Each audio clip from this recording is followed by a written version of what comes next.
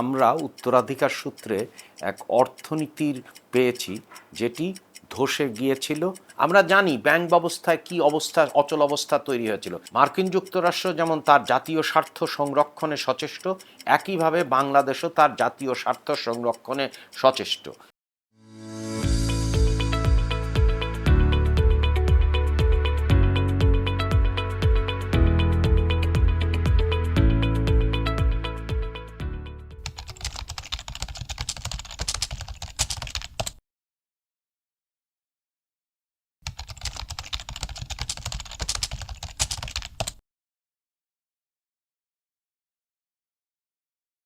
বাংলাদেশের জনগণের মধ্যে বিশাল আশা এবং আকাঙ্ক্ষা তৈরি হয়েছে এবং সঙ্গত কারণেই আশা এবং আকাঙ্ক্ষা তৈরি হয়েছে, কারণ আমরা উত্তরাধিকার সূত্রে এক অর্থনীতির পেয়েছি যেটি ধসে গিয়েছিল, একেবারেই খাদের কিনারে অর্থনীতি ছিল। সেটা প্রতিটি নির্দেশকই তাই প্রমাণ করে। আমরা জানি যে দারিদ্র্য পরিস্থিতি বেড়ে গেছে, দারিদ্র্যের সংখ্যা দিন দিন বাড়ছে, মূল্যস্ফীতির কষাঘাতে জীবন আজকে খুবই দুর্বিষহ। অন্যদিকে আমরা যদি খেয়াল করি তাহলে দেখা যাবে যে প্রকৃত মজুরি বাড়ছে না, অর্থাৎ অর্থনীতিটা মোটা দাগে গোষ্ঠী কেন্দ্রের হাতে ছিল এবং এই অলিগার্কি ব্যবস্থার কারণে অর্থনীতি হাঁসফাঁস করছিল। সেই রকম একটা অবস্থায় নতুন সরকার দায়িত্ব নিয়েছে। বাংলাদেশের মানুষের মধ্যে আশা এবং আকাঙ্ক্ষা জন্মেছে, কারণ হচ্ছে যে তারা মনে করেছে যে বাংলাদেশ জাতীয়তাবাদী দল এবং তার জোটভুক্ত সংগঠনগুলো রাষ্ট্র পরিচালনার দায়িত্বে নিলে তাদের যে আশা আকাঙ্ক্ষা বাস্তবায়িত হবে। এবং তার বড় প্রমাণ ছিল হচ্ছে যে যখন নির্বাচনকালীন ইশতেহার ঘোষিত হয়েছে, নির্বাচনী ইশতেহারে যে বিষয়গুলো, যে প্রতিশ্রুতিগুলো দেয়া হয়েছে সেগুলো সাধারণ জনগণ মনে করেছে যে এগুলো বাস্তবমুখী এবং এগুলো সম্ভব, এবং তারা যে কঠিন বাস্তবতার মধ্যে দিয়ে যাচ্ছিল সেখান থেকে উত্তরণ সম্ভব।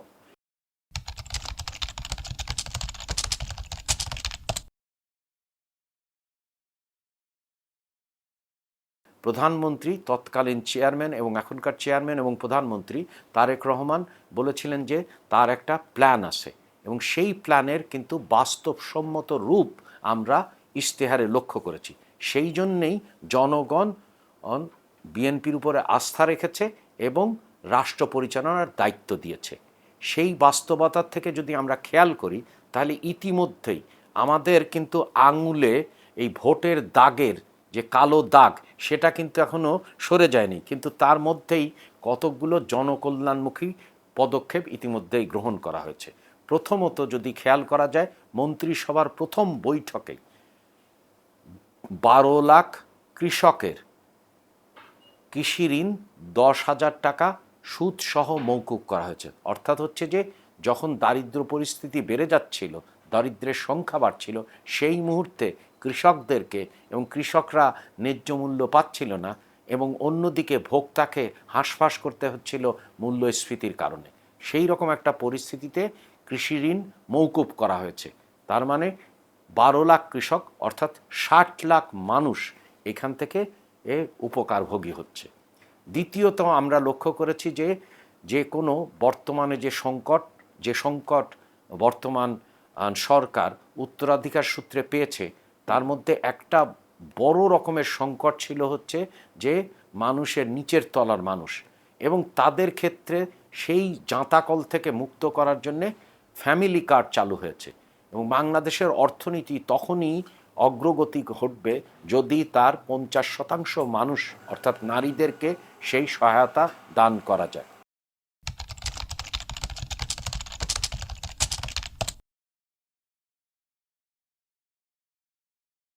এটা বাস্তবসম্মত, কারণ অতীতের ইতিহাস আমাদেরকেই সেই সাক্ষ্য দেয়।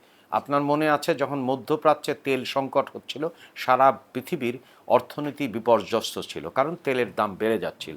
তখন তেলের দাম বাড়ার ফলে কিন্তু মধ্যপ্রাচ্যের দেশগুলো বা উপসাগরীয় দেশগুলো কিন্তু তাদের উদ্বৃত্ত তহবিল বেড়ে যাচ্ছিল।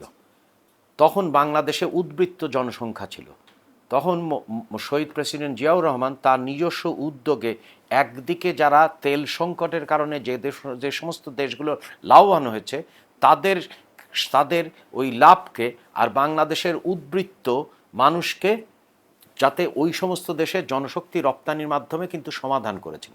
তার মানে হচ্ছে যে আমাদের অতীতের ইতিহাস বলে যে যে কোনো সংকটকে আমরা শুধু মোকাবেলাই করি না, সংকটকে আমরা সুযোগে রূপান্তরিত করি এবং অধিকাংশ জনগণের সুফল বয়ে আনি। এইভাবেই তো জনশক্তি রপ্তানির যাত্রা ঘটেছিল। ঠিক একই কায়দায় ইতিহাস যেহেতু সাক্ষ্য দেয় এবং সেই রকম পরিস্থিতি কিন্তু আমরা অতীতে আরেকটি ক্ষেত্রে দেখেছি। যখন শ্রীলঙ্কায় এক সিভিল ওয়ার চলছিল তখন কিন্তু মরহুমা বেগম খালেদা জিয়ার সময়ই কিন্তু গার্মেন্টসের অনেক বিদেশি বিনিয়োগ এখানে আসেন। আপনি যদি মনে করেন 2024 সালে অন্তর্বর্তীকালীন সরকার একটা বিনিয়োগ সম্মেলন আহ্বান করেছিল, তখন অনেক দেশের বিনিয়োগকারী কিন্তু বাংলাদেশে এসেছিলেন। তারা কিন্তু একটা কথাই বলেছিলেন যে তারা নির্বাচিত সরকার দেখতে চান যাতে করে আস্থা থাকে এবং মধ্যমেয়াদী পরিকল্পনা করতে পারেন।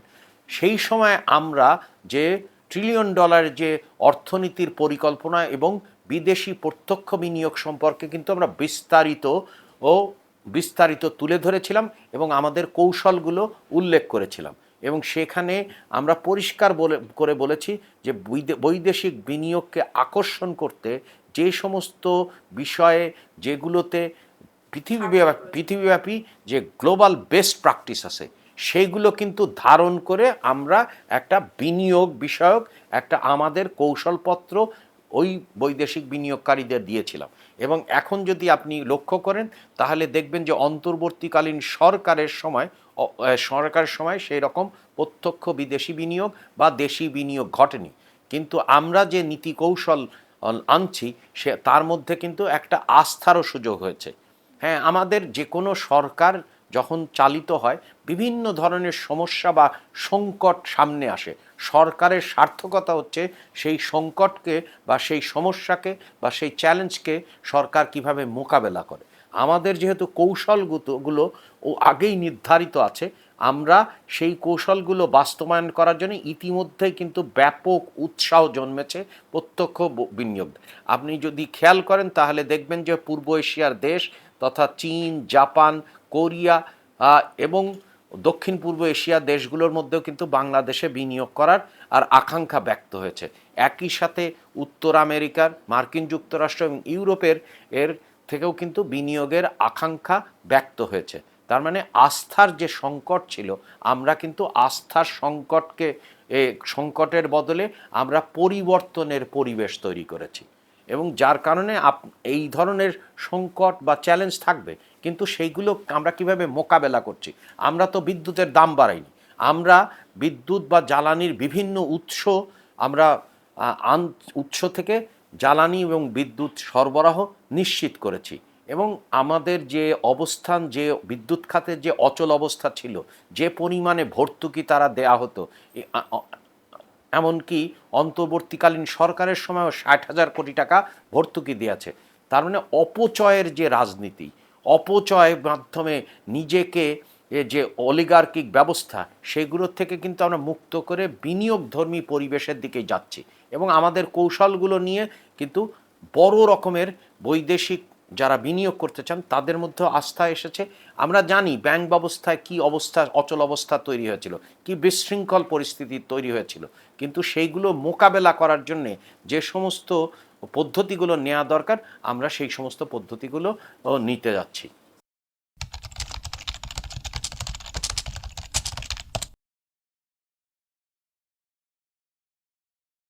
মার্কিন যুক্তরাষ্ট্রের সাথে আমাদের বিভিন্ন বিষয় নিয়ে কিন্তু আমরা আলোচনা করছি।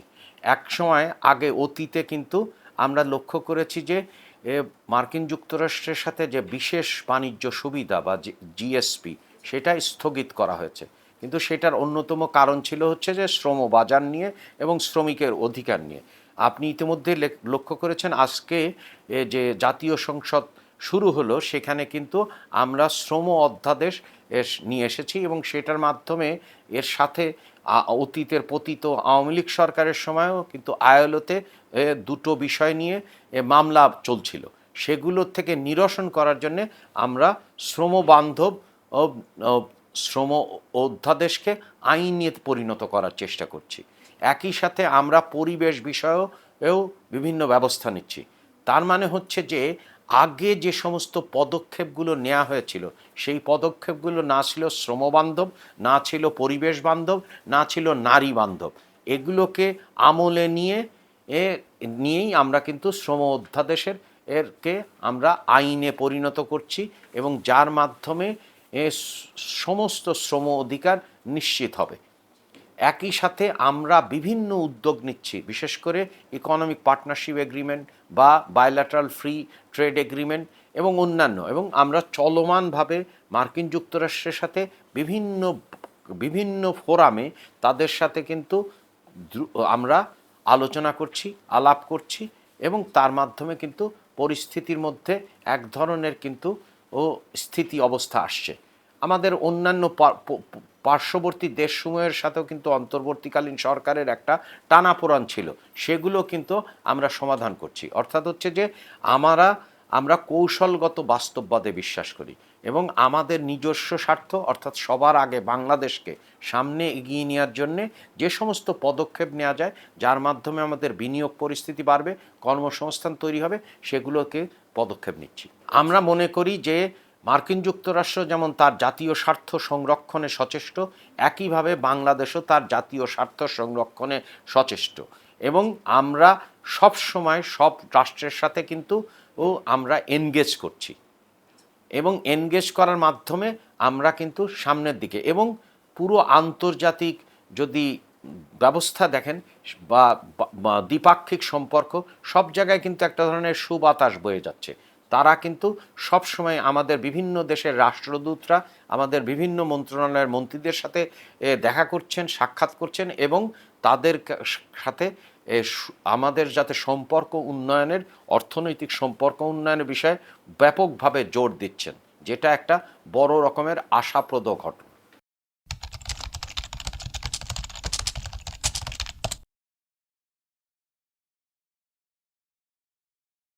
আমরা চেষ্টা করেছি একটা বাস্তব ভিত্তিক ইশতেহার দেওয়ার এবং প্রতিটি জায়গায় এই ইশতেহার ছিল রাজনৈতিক প্রস্তাব।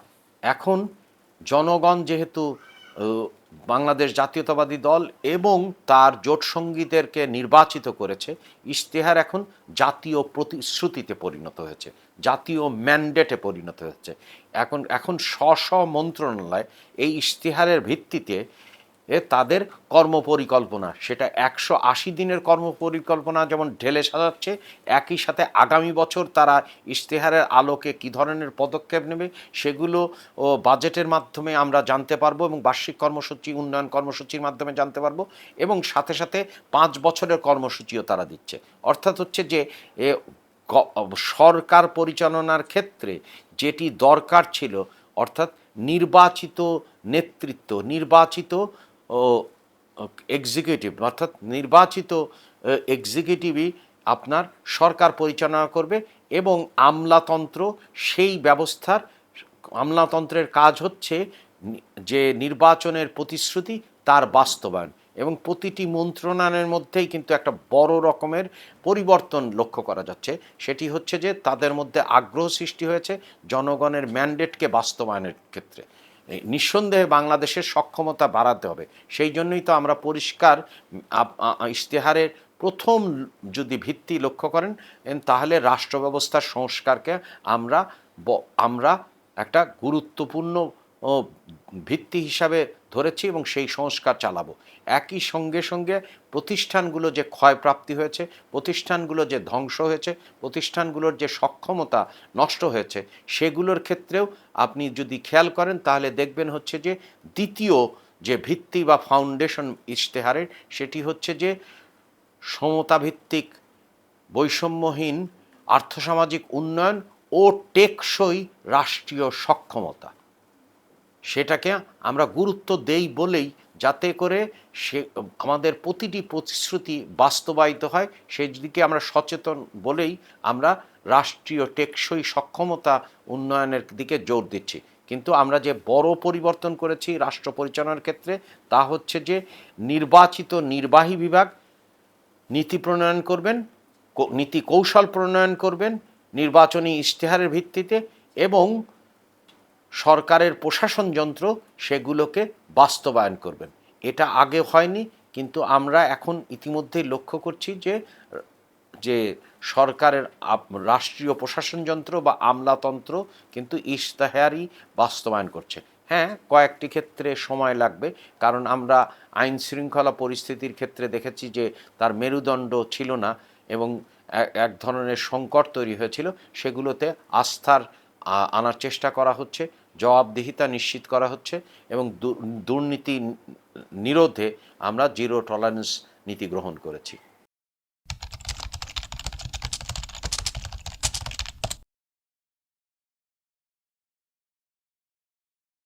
ইশতেহারে কিন্তু রাষ্ট্রীয় ব্যবস্থার সংস্করণে আমরা 7টা অনুচ্ছেদ রেখেছি। তারপরে হচ্ছে যে আর্থসামাজিক উন্নয়ন এবং টেকসই রাষ্ট্রীয় সক্ষমতার ক্ষেত্রে 17টা বিষয় নিয়ে আলোচনা করেছি। অর্থনীতির পুনর্গঠন এবং পুনরুদ্ধারের ক্ষেত্রে 15টি অনুচ্ছেদ আছে। সমন্বিত আঞ্চলিক উন্নয়ন বা সমতাভিত্তিক আঞ্চলিক উন্নয়নের ক্ষেত্রেও কিন্তু আমরা 7টি বিষয় এবং সংহতির ব্যাপারে 5টি বিষয় উল্লেখ করেছি। অর্থাৎ হচ্ছে যে আমাদের ইশতেহারে যে বিষয়টির উপরে জোর দেওয়া হয়েছে সেটি হচ্ছে যে সক্ষমতা বৃদ্ধি করে জনগণের দিকে জনগণের সরকার পরিচালনা করার, এবং সেই ক্ষেত্রেই বলা হয়েছে যে আমরা একটা শব্দকে পরিষ্কার বলছে যে আমরা ক্ষমতায় অধিষ্ঠিত হচ্ছি না, আমাদেরকে রাষ্ট্র পরিচালনার দায়িত্ব দেওয়া হয়েছে জনগণ, এবং এই জনগণ রাষ্ট্র পরিচালনার দায়িত্ব দিয়েছে এ নিরঙ্কুশ সংখ্যাগরিষ্ঠের মধ্যে। তার মানে জনগণ আস্থা রেখেছে। তাহলে জনগণ যখন আস্থা রাখে সেই সরকারই কিন্তু বাস্তবায়ন করতে পারে। কেন আমাদের অর্থনীতির আজ দুরবস্থা, সেটি হচ্ছে যে ওই সরকার জনগণের নির্বাচিত সরকার ছিল না, জনগণের এর ম্যান্ডেট ছিল না যেহেতু ওই সরকারের, সেই জন্যেই ওই সরকারগুলো যে কাজ করেছে সেটি হচ্ছে নিজেদের স্বার্থে কাজ করেছে, নিজেদেরকে ক্ষমতায় টিকিয়ে রাখার জন্যে তারা একটা অলিগার্কিক গোষ্ঠীতন্ত্র তৈরি করেছে। অন্যদিকে আমাদেরটা ঠিক অন্যরকম, যে নিরঙ্কুশ সংখ্যাগরিষ্ঠতা দেওয়া হয়েছে। আমরা নিরঙ্কুশ সংখ্যাগরিষ্ঠের অর্থ মানে হচ্ছে জনগণ আমাদের ইশতেহারের প্রতি আস্থা রেখেছে, এবং এর ফলে যেটা তৈরি হয়েছে পুরো রাষ্ট্র ব্যবস্থার মধ্যে একটা বড় রকমের সংকেত জনগণ দিয়েছে যে আমরা এই ইশতেহারকে বাস্তববাদী মনে করি, এবং এই ইশতেহার পালন করলে আমাদের যেমন বিনিয়োগ বাড়বে, উৎপাদন বাড়বে, কর্মসংস্থান বাড়বে, কর হলে আমাদের রাষ্ট্রীয় সক্ষমতা অর্থাৎ হচ্ছে জনগণের সক্ষমতা অর্থাৎ মানবিক সক্ষমতা তথা শিক্ষা, স্বাস্থ্য এবং সহ অন্যান্য দিকে, একই সঙ্গে যুব সমাজের কথা চিন্তা করে আমাদের যুবককে অর্থাৎ কর্মসংস্থানের ক্ষেত্রে আমরা বিবিধ পন্থার মধ্যে যাব। এমপ্লয়মেন্ট এক্সচেঞ্জ, কারিগরি শিক্ষার বহুল প্রচার, তারপরে শিক্ষা ব্যবস্থার আমূল সংস্কার, এবং যাতে দক্ষতা বাড়ানো যায়। দক্ষতা বাড়ানো গেলে একইভাবে যেমন অভ্যন্তরীণ শ্রমবাজারে যে যে যে ঘাটতি আছে, অর্থাৎ হচ্ছে যে ব্যবসায়ীরা যে ধরনের দক্ষতা চান সেই ধরনের দক্ষতা আমাদের বিশ্ববিদ্যালয় বা কলেজ বা অন্যান্য শিক্ষা প্রতিষ্ঠান যোগান দিতে পারছে না। একই সাথে সাথে বৈদেশিক শ্রমবাজারের ক্ষেত্রেও আমাদের অধিকাংশ মানুষ নিম্ন দক্ষতার চাকরি করছেন।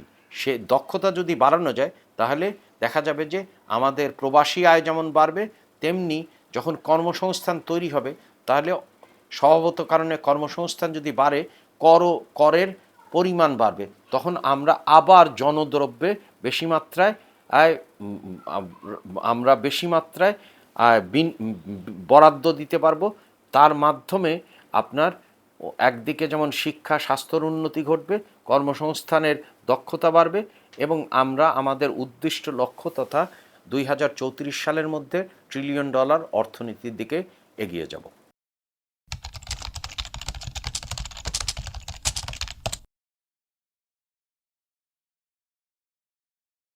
জ্বালানির মধ্যে আমাদের হচ্ছে সংকট ব্যবস্থাপনা একটি দিক, কিন্তু আমাদের মধ্যমেয়াদী কিন্তু জ্বালানি নিরাপত্তার দিকে অনেকগুলো ব্যবস্থা আমরা নেব।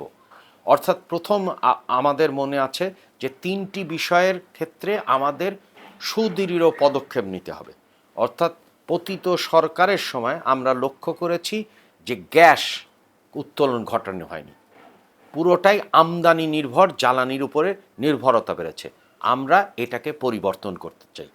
দ্বিতীয়ত আমরা লক্ষ্য করেছি যে এত পরিমাণে সিস্টেম লস হয়েছে, অথবা ক্যাপাসিটি চার্জ বা অন্যান্য ভর্তুকি দেওয়া হচ্ছে, যে ভর্তুকির ফলাফল কিন্তু সাধারণ জনগণ পায়নি। তার মানে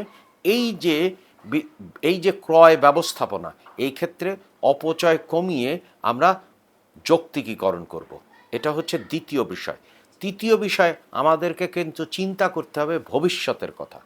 আমরা লক্ষ্য করেছি যে নবায়নযোগ্য বিদ্যুতের ক্ষেত্রে কিন্তু তেমন কোনো উদ্যোগ অতীতের সরকারগুলো নেয়নি। আমরা চেষ্টা করব সৌর বিদ্যুৎ সহ অন্যান্য নবায়নযোগ্য বিদ্যুতের পরিমাণ বাড়ানোর, যার ফলে আমরা একটা সবুজ ভবিষ্যতের দিকে যেতে পারবো এবং একটা রূপান্তরকামী শিল্পায়নের দিকে যেতে পারবো। এবং আমাদের মূল লক্ষ্য হচ্ছে যে সর্বজনের অর্থনীতি গড়ে তোলা।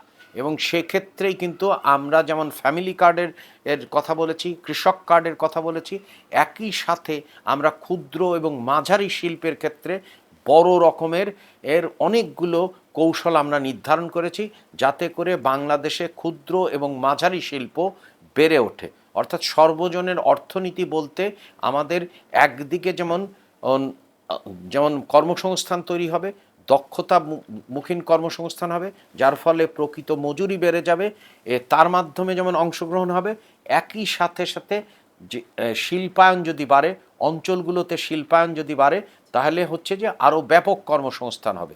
এবং ক্ষুদ্র এবং কুটির শিল্পের যদি অগ্রযাত্রা হয়, এবং অন্যদিকে শিল্পায়ন, আমরা নতুন শিল্পায়ন কৌশলের কথা বলেছি। নতুন শিল্পায়নের কৌশলের একদিকে যেমন ক্ষুদ্র মাঝারি শিল্পায়নের কথা বলা হয়েছে, আর অন্যদিকে আমরা শিল্পের বহুমুখীকরণ, প্রতিযোগিতায় সক্ষমতা এবং তাদের যাতে কস্ট কম্পিটিটিভনেস থাকে, উৎপাদনশীলতা থাকে, এই তিনটি বিষয়ও কিন্তু আমরা জোর দিয়েছি। সো আমরা কৃষিতে যেমন বহুমুখীকরণের কৌশল নির্ধারণ করেছি, একই সাথে শিল্পও আমরা বহুমুখীকরণের কথা বলছি। অর্থাৎ আমরা একটা নতুন শিল্পায়নের কথা বলছি।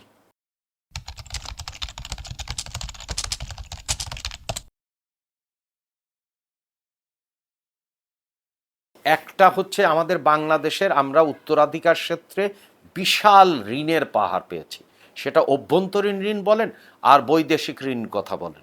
যেমন আমাদের মনে আছে যে 1973 থেকে 2008-9 পর্যন্ত যে পরিমাণ ঋণ নেওয়া হয়েছে, পতিত সরকারের সময় 324% সেই ঋণ বেড়েছে।